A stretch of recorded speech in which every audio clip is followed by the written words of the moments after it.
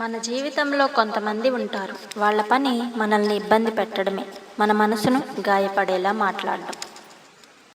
కానీ ఒక విషయం గుర్తుపెట్టుకో, వాళ్ళు మన లైఫ్ని కంట్రోల్ చేయలేరు, మన రియాక్షన్ని మాత్రమే చూస్తారు. నువ్వు కోపంగా స్పందిస్తే వాళ్ళు గెలిచినట్టే, నువ్వు బాధపడితే వాళ్ళు కోరుకున్నది సాధించినట్టే. కానీ సైలెంట్గా ఉంటే, స్ట్రాంగ్గా ఉంటే, నీ దారిలో నడిస్తే అదే వాళ్లకు పెద్ద సమాధానం. ఎందుకంటే గొడవ చేయడం ఈజీ, కానీ ఇగ్నోర్ చేయడమే కష్టం. Strong and strength. నువ్వు ప్రతి ఒక్కదానికి సమాధానం ఇవ్వవలసిన అవసరం లేదు. నీ సమయం విలువైంది, నీ శాంతి ఇంకా విలువైంది. ఎవరైనా నిన్ను తగ్గించడానికి ప్రయత్నిస్తే నువ్వు వాళ్ళకి రిప్లై ఇవ్వకు, నీ లెవెల్ పెంచు. నీ సక్సెస్, నీ సైలెన్స్, నీ కాన్ఫిడెన్స్, ఇవే వాళ్ళకి నిజమైన సమాధానాలు. నువ్వు ఒంటరిగా ఉన్నా పర్లేదు, కానీ తప్పుడు వాళ్ళతో మాత్రం కలిసి నిలబడకు. నీ గురించి ఒక చిన్న కథలా చెప్పుకుందాం.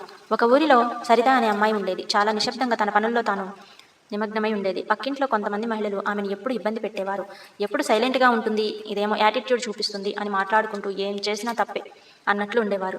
కానీ ఆ అమ్మాయి ఫస్ట్లో చాలా బాధపడింది. నేను ఎవరికి ఏం చేయలేదు, ఎందుకు ఇలా చేస్తున్నారు అని ఆలోచించేది. ఒకసారి ఆమె కోపంతో వాళ్ళకి సమాధానం చెప్పాలి అనుకుంది, కానీ ఆగిపోయింది. ఆ రోజు తనలో తాను ఒక నిర్ణయం తీసుకుంది. వాళ్ళని మార్చడం నా పని కాదు, నా జీవితాన్ని మార్చుకోవాలి. తర్వాత నుంచి సరిత ఒక్క మాట కూడా తిరిగి చెప్పలేదు. వాళ్ళు ఎంత మాట్లాడినా ఆమె సైలెంట్గా తన పని తాను చేసుకుంది.